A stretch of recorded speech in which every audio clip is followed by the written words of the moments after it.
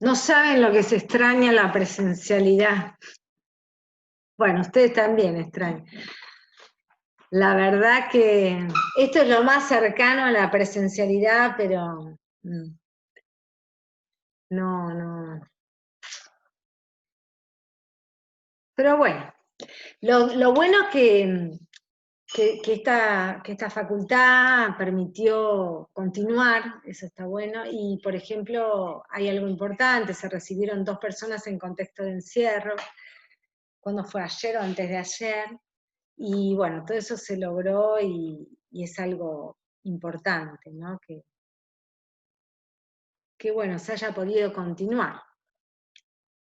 Bien, a ver si estamos.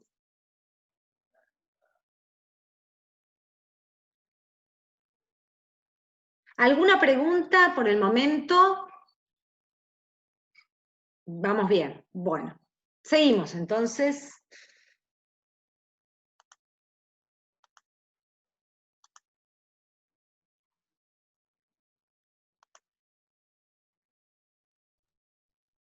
Bueno.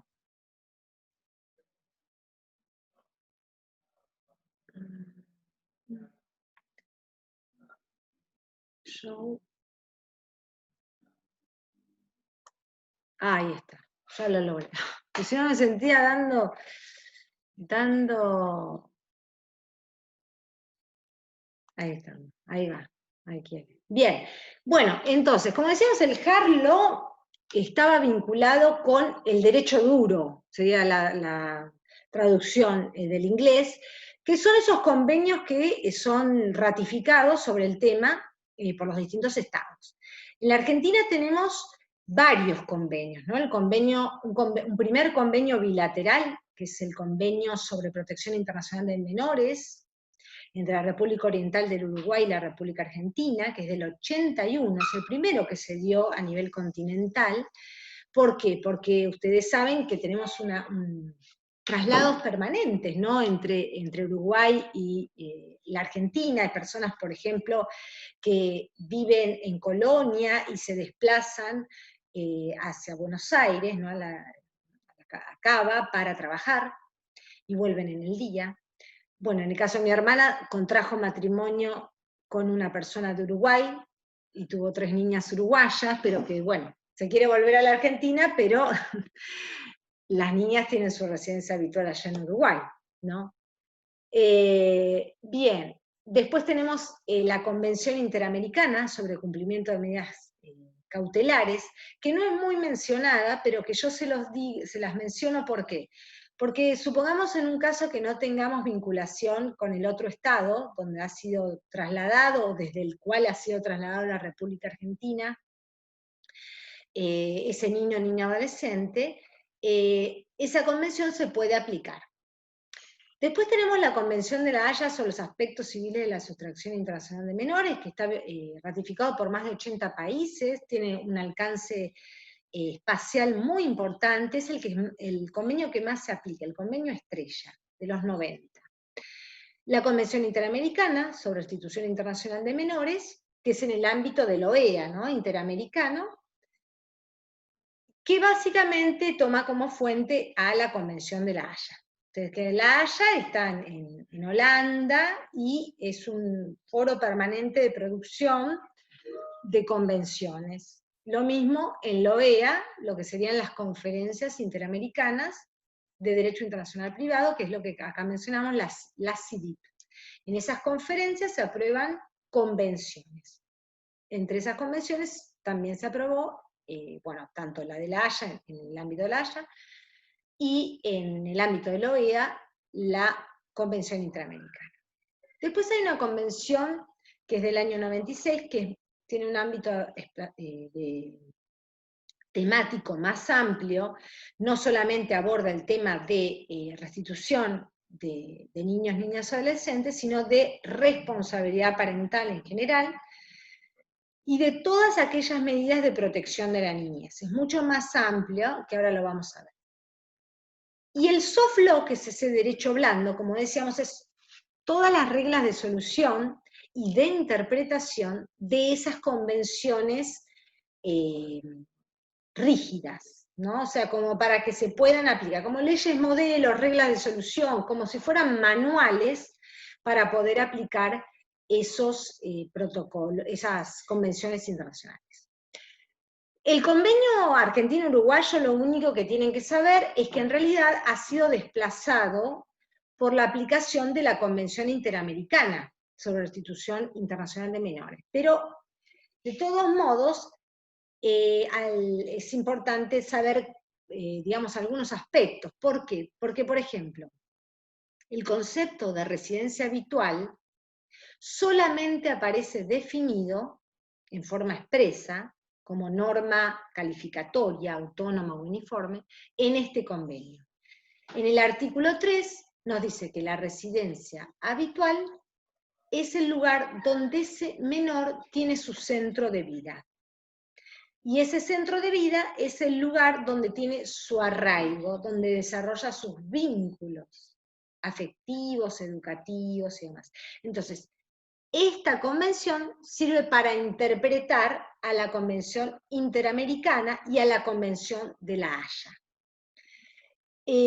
La autoridad no tiene autoridades centrales, como vamos a ver, sino que tiene autoridades de aplicación que, por su tradición, son las judiciales. Intervienen jueces, nada más que jueces. En cambio, en las otras convenciones vamos a ver que intervienen autoridades centrales, que son administrativas, de la Cancillería, además de las judiciales si el caso se judicializa. En cuanto a los legitimados, siempre son las personas que tienen la responsabilidad parental, en este caso, como el convenio es antiguo, se habla de tenencia, las personas que tienen la tenencia de ese niño, niña o adolescente. Y el procedimiento también es un procedimiento que intenta ser rápido y que tiene limitadas oposiciones. O sea que siempre la regla es la restitución y las excepciones son muy limitadas. En cuanto al concepto de menor, como vemos, utiliza una norma indirecta. Eso ha sido muy criticado. ¿Por qué? Porque en un momento la norma indirecta es la que dice, bueno, para ver quién es menor y quién va a ser el sujeto de protección de este convenio, se acude a lo que definan los ordenamientos jurídicos tanto de Uruguay como de Argentina. En un momento dado, en Argentina se tenía como menor a la persona que no había cumplido los 21 años, y en Uruguay a la persona que no había cumplido los 18, por lo cual había un problema interpretativo. Hoy en día, Argentina, ya hace tiempo, acorde a la Convención de los Derechos del Niño, que considera digamos, como sujeto de protección a todas las personas que no hubieran cumplido hasta los 18 años, adoptó esa calificación en todas sus normas, que sí lo tenía Uruguay. Bien, como les comentaba, la Convención Interamericana también vemos que si yo no tengo a mi favor ninguna convención, puedo echar mano de esta convención para vincularme con el otro Estado, que tiene en el artículo 2 y el artículo 9, muestra distintas medidas cautelares que se pueden tomar en relación a la seguridad de las personas. Y dice, con la expresión tales, alude a que pueden ser cualquier tipo de medida, no taxativa, digamos, que esa enumeración que está mencionada no es taxativa, sino meramente enunciativa. Entonces, cualquier medida de seguridad de personas, incluida la restitución internacional, puede estar dentro de esta convención. ¿Hasta ahí vamos bien? ¿Quieren interrumpirme para alguna cuestión? ¿Por ahora no? Bueno, seguimos entonces. Vamos al convenio estrella. El convenio de La Haya sobre los aspectos civiles de la sustracción internacional de menores. Acá vamos a ver un montón de casos que se han presentado en nuestra jurisprudencia también, que llegaron al Estado judicial, pero que muchas veces se resuelven ante autoridades centrales de la Cancillería, que es la Dirección de Asuntos Jurídicos de la Cancillería. Ven qué amplio que es el marco espacial de aplicación, o sea, estos son los estados partes en color azul, los estados verdes son los que básicamente han firmado, pero que no han ratificado a través de una legislación interna. Y estos que se ven aquí, en color clarito, medio lila, son los que no han ratificado. Países básicamente africanos o de Asia Menor que no han ratificado, que es lo que yo les comentaba de cómo se hacía con estos países, ¿no? O sea, bueno, se acude a la promesa futura de reciprocidad, que significa, bueno, yo registro en Cancillería que te voy a colaborar en un caso, por más que no haya una convención, y el día de mañana vos te comprometés en un caso similar, análogo, pero a la inversa, que vas a proceder a la restitución. Vamos a verlo en distintos casos, pero por ejemplo, el reciente caso de Carolina Pavón, reciente, fue en el 2016, con Argentina, un caso con Egipto, se intentó hacer esta promesa futura de reciprocidad, pero sin lograrse un objetivo, sin lograrse un acuerdo, ¿no? Y hoy en día Carolina Pavón, la misionera, sigue estando sin ver a sus hijas, que hoy tienen 13 y 9 años. Bueno, en cuanto al convenio de La Haya, vemos que básicamente su finalidad son dos tipos de demandas, una demanda de restitución y una demanda de derecho de visitas. En la página de Cancillería, o sea, Ministerio de Relaciones Exteriores, Comercio Internacional y Culto, van a encontrar los formularios. Ustedes les llega el caso, bajan el formulario y en base a eso plantean la restitución, o sea, a través primero de la intervención de esta autoridad central, que es la Dirección de Asuntos de la Cancillería, que interviene como autoridad central tanto del Convenio de La Haya como de la Convención Interamericana sobre restitución. Vamos a encontrar distintas calificaciones de derecho de custodia, qué es derecho de visita, qué es traslado o retención ilícito, qué es menor, digamos, que está definido aquí sí, no califica residencia habitual, pero como ya les dije, en el convenio argentino-uruguayo tenemos una calificación que podemos usar como lugar de centro de vida del menor. De acá decir que no tenemos ni... la residencia habitual no es ni domicilio ni nacionalidad del menor. Es un punto intermedio que está más vinculado a una noción sociológica, psicológica, es decir, más integral sobre dónde ese niño, niña, adolescente tienen su arraigo. Bien, los legitimados siempre van a ser los que tienen la responsabilidad parental, los que tienen el derecho de custodia, y las excepciones, o sea, como dijimos, la regla es la restitución, pero hay alguna serie de excepciones. Por ejemplo, que la persona que inició la demanda de restitución no tenía legitimación, no ejercía el derecho de custodia, porque estaba presa, porque se lo habían sacado porque no había pasado alimentos, o porque dio su consentimiento. El segundo caso de excepción es que existe un grave riesgo a que el traslado, la restitución del menor lo exponga a un peligro físico o psíquico o a cualquier otra situación intolerable.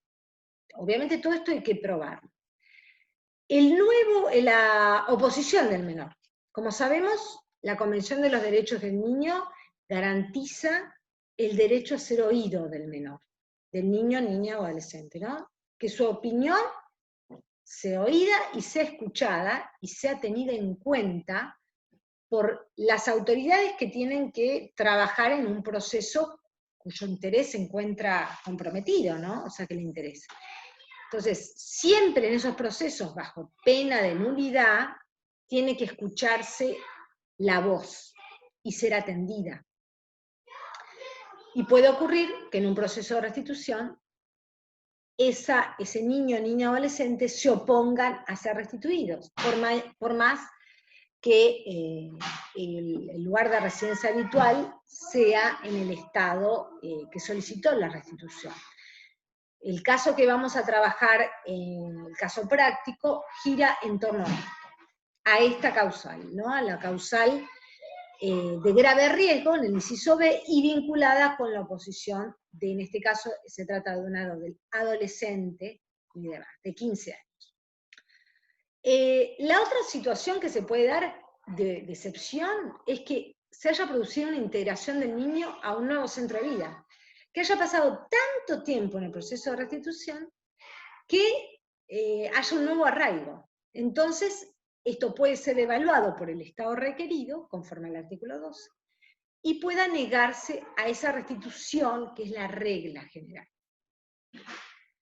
En todos estos procesos de restitución no se trabaja sobre las cuestiones de fondo. Esto que tiene que quedar muy, muy claro. Bueno, por ejemplo, por ejemplo, todo lo que está vinculado con el cobro de alimentos, con el tema de las visitas, todas las cuestiones vinculadas con esa familia, no las va a tener que trabajar el Estado requerido.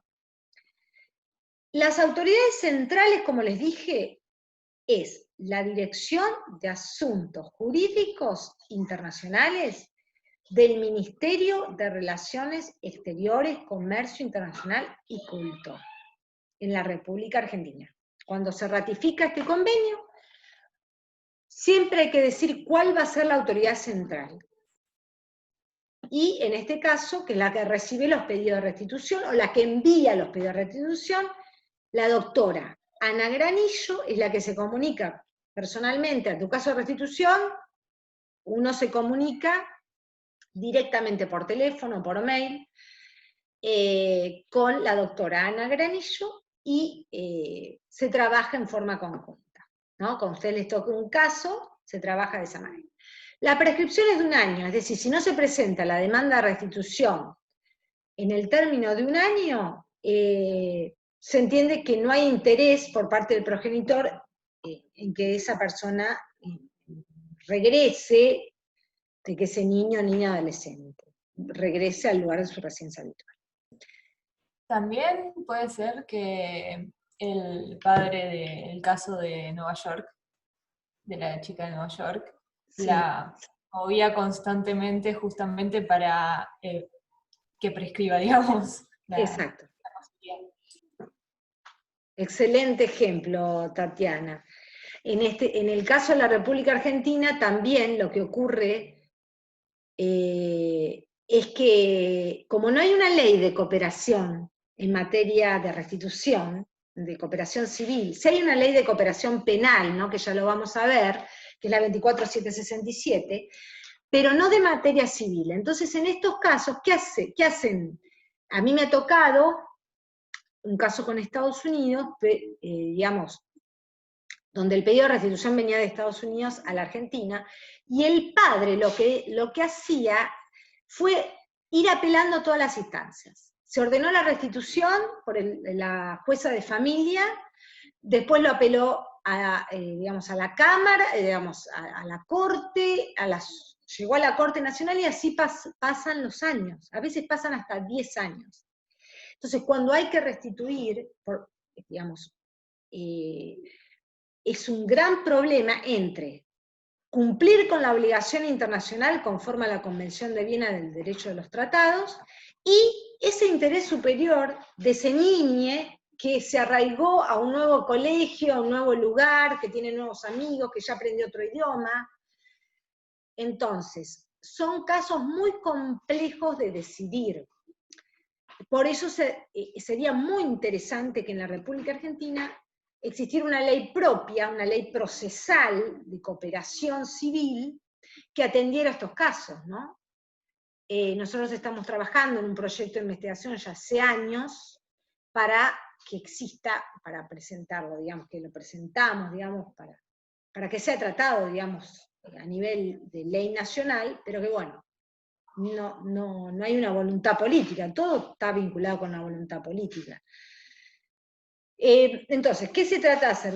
Que la restitución sea voluntaria. Entonces se hace una fase voluntaria, es decir, esto para que preservar el interés superior de ese niño que no sufra mayores daños. Entonces, frente a una situación de sustracción, de traslado o retención ilícita, lo que se hace es que intervengan estas autoridades centrales, del Estado requiriente y requerido. Se trata de localizar a ese niño y evitar medidas, o sea, a través de convencer, así por así decirlo, a ese progenitor que actuó mal, de que tiene que restituir a ese niño en lugar de la residencia viva. Se lo trata de convencer, se tienen entrevistas con ese niño, niña o adolescente, y se procura la restitución voluntaria. Si no se logra, esto lo hace la autoridad central, ¿no? Como les dije, la Dirección de Asuntos Jurídicos de la Cancillería. Si no se logra, el caso se judicializa ante la autoridad, digamos, de turno, digamos, por materia, en el caso de Argentina, es los jueces de familia, jueces y juezas de familia, y en ese procedimiento la autoridad central actúa como amicus curia, o sea, como que colabora con todo el procedimiento que no se puede extender más de 6 semanas. Esto es lo que dicen los convenios, lo que dice este convenio.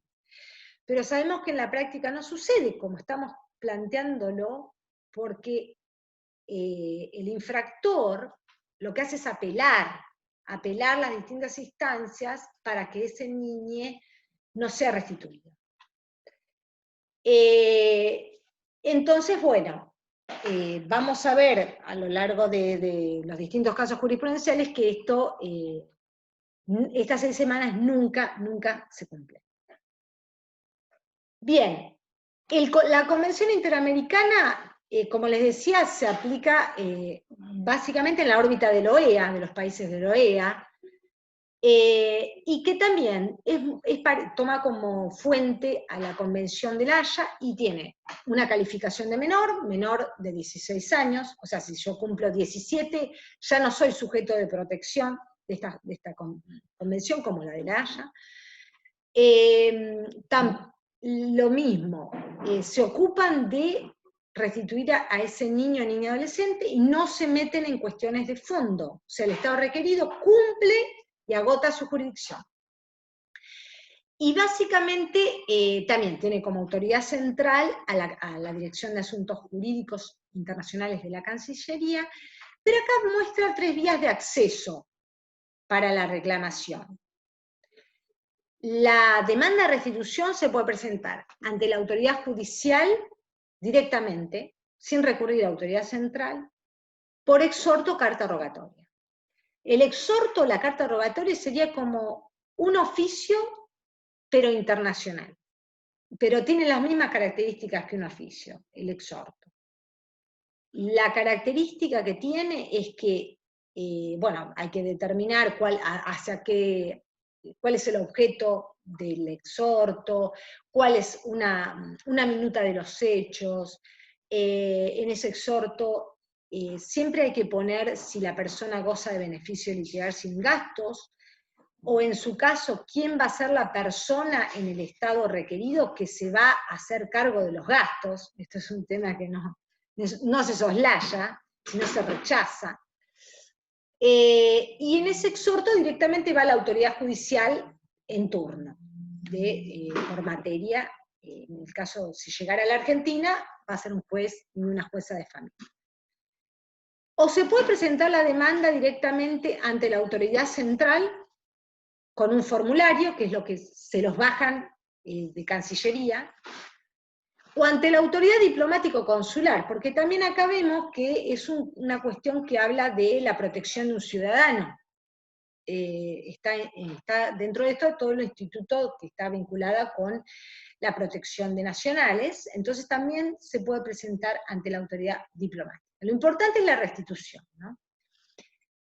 En la acción de restitución vemos que también van a poder presentar, bueno, se pueden presentar ante el juez de la residencia habitual directamente, o también se puede presentar ante la autoridad de la residencia forzada, judicial o administrativa, o ante la autoridad donde se produjo la sustracción. El caso ese del video de Cecilia, bueno, la madre podría haber interpuesto en distintos lugares por la urgencia del caso. Y en cuanto a las oposiciones, son las mismas que se dan en La Haya, en la Convención de La Haya sobre los aspectos civiles de sustracción internacional menor.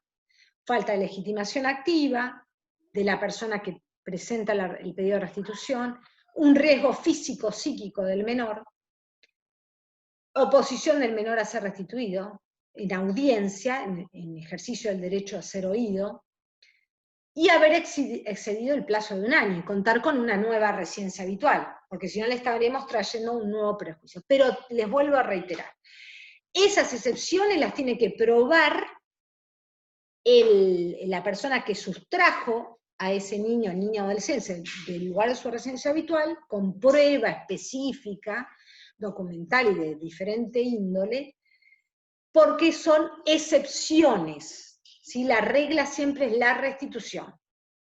Y la prescripción de un año si no se formuló el pedido. También vemos aquí una fase voluntaria y una fase judicial.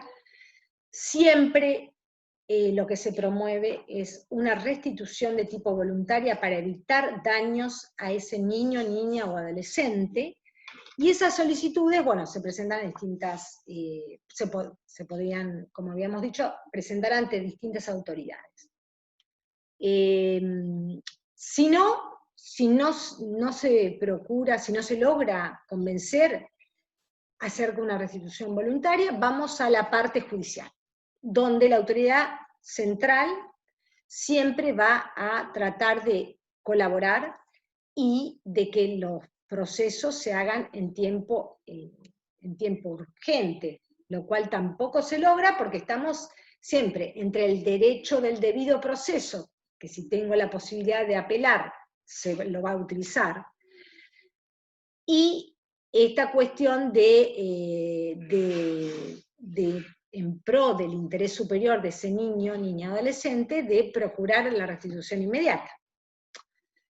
Entonces vemos cómo está plasmado el plazo de 8 días para presentar las oposiciones, vencidos los 8 días comienza un plazo de 60 para que el juez de familia o jueza de familia dicte la resolución, y si se ordena la restitución, porque no se hace lugar a ninguna oposición, 45 días corridos para hacer el traslado, ¿no?, de ese niño, niña, adolescente, y los gastos siempre van a ser a cargo del actor, en este caso, si es la madre o el padre que se encuentra en el lugar de la residencia habitual. Generalmente, en la mayoría de los casos, esa persona viaja al lugar de la residencia forzada para llevar a ese niño al lugar de la residencia habitual.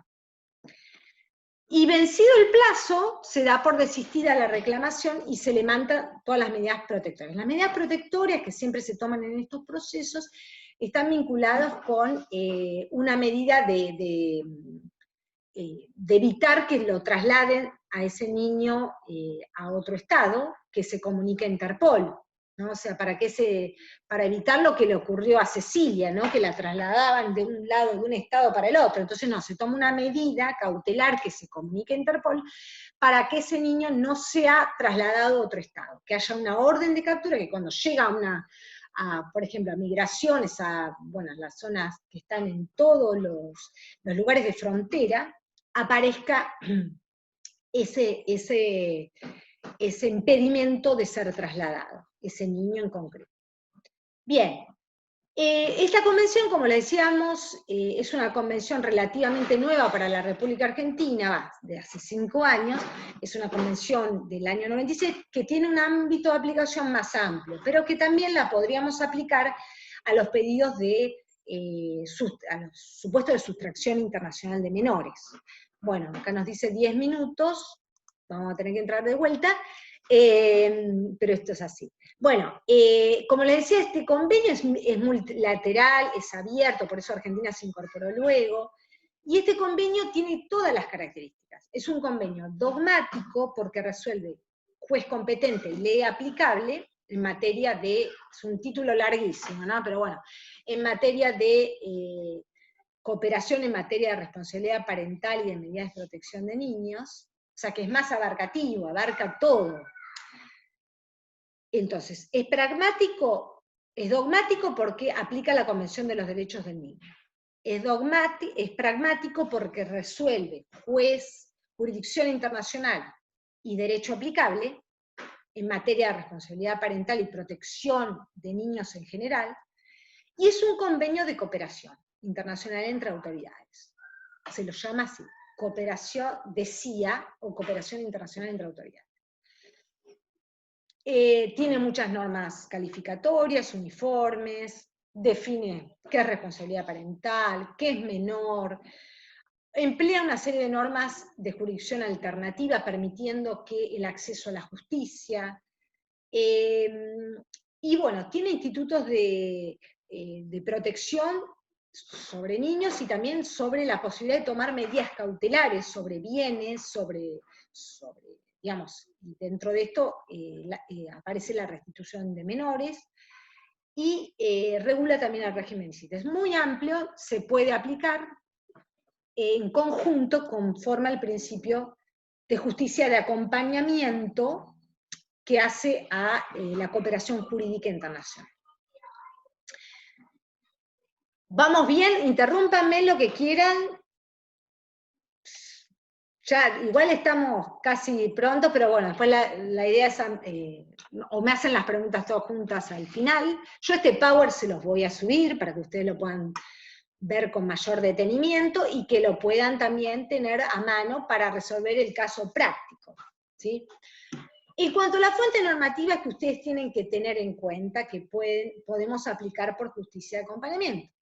La ley, obviamente, importantísima, sobre protección integral de los derechos de las niñas, niños y adolescentes. Obviamente tienen jerarquía constitucional inferior a la Convención de los Derechos del Niño, primera parte, y después las convenciones específicas que ya mencionamos, ¿no? La Convención de la Haya sobre restitución y la Interamericana sobre restitución, que son las más importantes.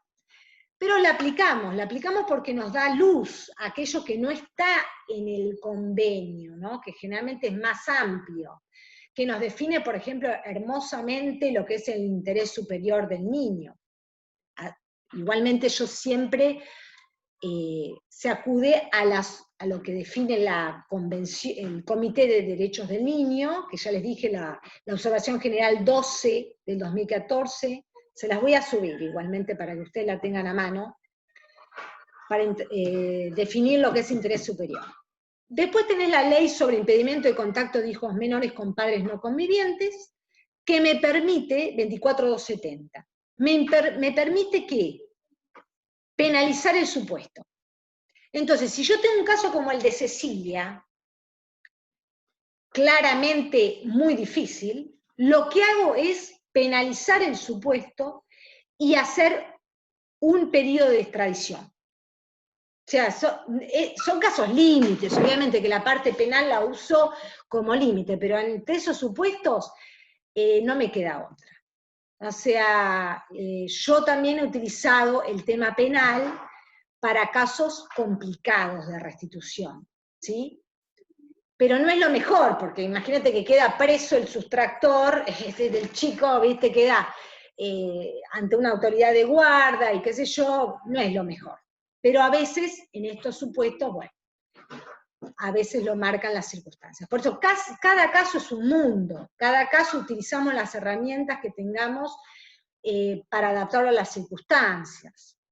Después está una ley importante que la vamos a hacer jugar siempre, que es la Ley sobre el Registro Nacional de Información de Personas Menores Extraviadas, que no solamente se aplica para supuestos de restitución, sino de trata de tráfico internacional de niños, que obviamente bueno, que permiten, digamos, un tema muy específico, como por ejemplo esto. A ver si se ve, bueno, no se ve nada, se los voy a subir, pero bueno, que aparecen las fotos, interviene Interpol, genera una red de información que participa el Ministerio de Justicia, migraciones, Interpol y demás, como para lograr localizar, cuando no se conoce el paradero, pero básicamente se usa mucho para el tráfico internacional de niños. Y el Código Civil y Comercial, que vemos a partir de 2015, que nos dedica una sección, la sección octava, el capítulo tercero, a la restitución internacional de niños. Acá lo vemos. El artículo 2642, como dijimos, justicia de acompañamiento, aplicamos todo lo que tengamos a nuestro favor, siempre que no existan contradicciones.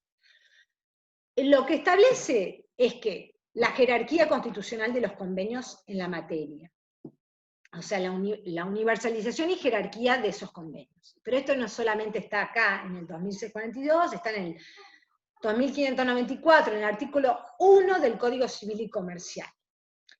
Siempre hay un diálogo de fuentes, esta cosa de la justicia de acompañamiento, y siempre está la jerarquía constitucional de los convenios. El control de convencionalidad y constitucionalidad.